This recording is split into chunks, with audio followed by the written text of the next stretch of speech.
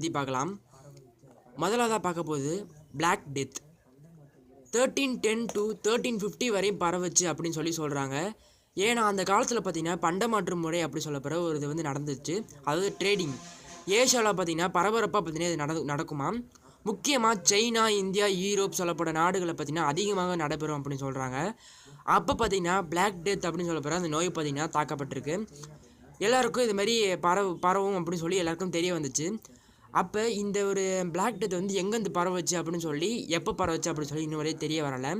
But India, சைனாலாம் பார்த்தீங்கன்னா 1320, 1310 இந்த மாதிரி ரேஞ்சில் பார்த்தீங்கன்னா பரவச்சு அப்படின்னு சொல்லி பரவ ஆரம்பிச்சிது அப்படின்னு சொல்லி சொல்கிறாங்க. இதை பற்றி பார்த்தீங்கன்னா யூரோப்புக்கு வந்து தெரிய வந்துச்சு இந்த மாதிரி பரவுது அப்படி சொல்லி. இருந்தாலும் யாருமே பார்த்தீங்கன்னா கண்டுக்கல அந்த நோயை, அலட்சியமாக தான் இருந்திருக்காங்க. அப்போ பார்த்தீங்கன்னா ஒரு நாள் பார்த்தீங்கன்னா ட்ரேடிங்காக பார்த்தீங்கன்னா 12 ஷிப்ஸ் பார்த்தீங்கன்னா யூரோப்பை நோக்கி போய் யூரோப்பில் வந்து சேர்ந்துச்சு. அங்கே